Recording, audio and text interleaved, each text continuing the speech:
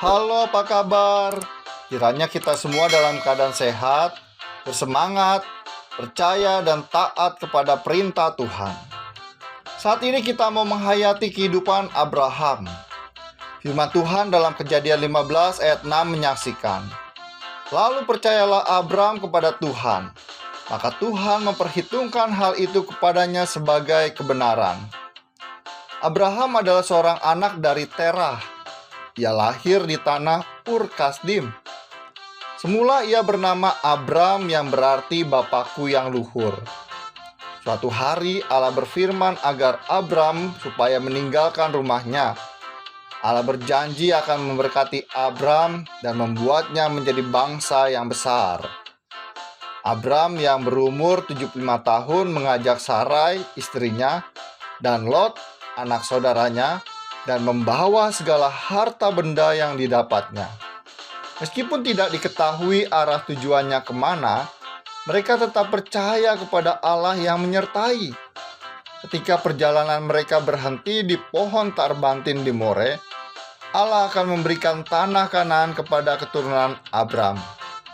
Kemudian Abram berangkat dan makin jauh ke tanah Negeb. Ketika timbul kelaparan di negeri itu, Abram pergi ke Mesir sebagai orang asing. Setelah tinggal di Mesir, Abram pergi ke tanah Negeb. Abram sangat kaya dan banyak ternak. Suatu hari terjadi perkelahian antara para gembala Abram dan para gembala Lot. Daripada bertengkar terus, Abram memberikan pilihan. Jika Lot ke kiri, maka Abram ke kanan. Demikian sebaliknya. Kemudian Lot dan Abram berpisah.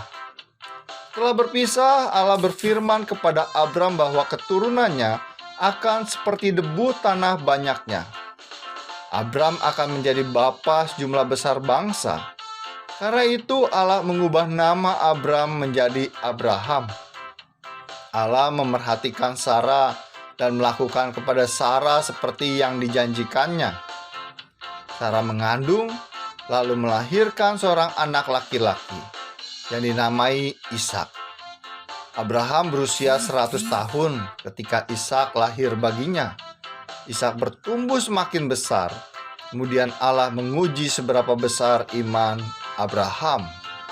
Abraham dan Ishak berangkat ke Gunung Moria untuk mempersembahkan korban bakaran.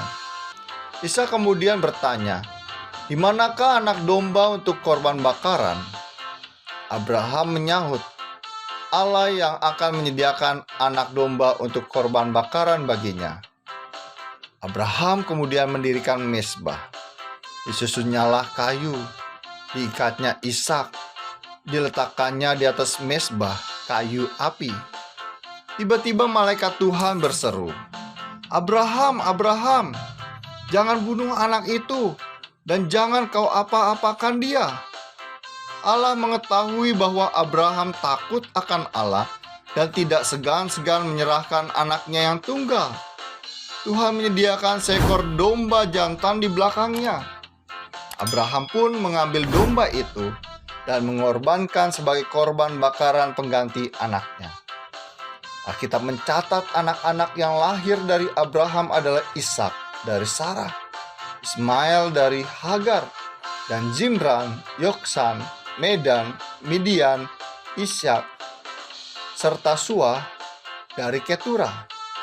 Abraham meninggal pada umur 175 tahun dan dimakamkan di Gua Mahpelah. Bapak, Ibu, saudara-saudari kasih Tuhan, salah satu ciri agama yang diwariskan Abraham adalah monoteisme. Abraham percaya bahwa hanya ada satu Allah yang berkuasa atas langit dan bumi. Hanya Allah yang patut dia sembah, hormati, dan taati dalam hidupnya. Dia percaya sepenuh hati bahwa Tuhan berkuasa penuh atas hidupnya, termasuk janjinya dalam memberikan anak. Yang paling mengagumkan, dia tetap mentaati perintah Allah, meskipun harus mengorbankan anaknya Ishak. Apakah ada bapak yang rela mengorbankan anaknya sendiri? Kepercayaan dan ketaatan Abraham kepada Allah sebagai penguasa tunggal dalam hidupnya membantu kita memahami cara Allah Bapa di sorga dalam mengorbankan anak tunggalnya Tuhan Yesus Kristus. Tindakan Abraham membantu kita memahami arti ketaatan yang mutlak dan bulat. Ketaatannya kepada Allah dia utamakan lebih dari hidup dan kepentingannya sendiri. Dia taat, meskipun ketaatannya berarti menderita dan membawa pada kematian. Dia percaya, meskipun kepercayaan berarti tangis dan kecewa. Dia rela kehilangan segala-galanya, sebab dia percaya saat kehilangan segala-galanya demi Allah Bapa, dia menerima segalanya. Saat memberi segalanya untuk Bapa, dia mendapatkan segalanya. Selamat menjalani kehidupan yang dipenuhi dengan kepercayaan dan ketaatan kepada Allah yang berkuasa.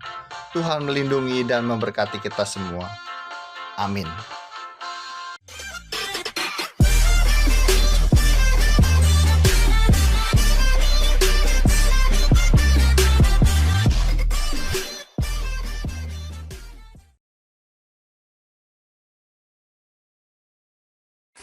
Salam sejahtera bagi kita semua dimanapun kita berada. Terima kasih sudah menyaksikan video Sapaan Firman Tuhan ini. Tidak boleh ketinggalan untuk klik like ya. Berikan komentar yang membangun. Kalau belum, subscribe channel YouTube ini. Ayo sebarkan video ini kepada rekan-rekanmu supaya mereka juga menerima sapaan firman Tuhan. Sampai jumpa dalam sapaan firman Tuhan selanjutnya. Terima kasih, Tuhan melindungi dan memberkati kita semua. Amin.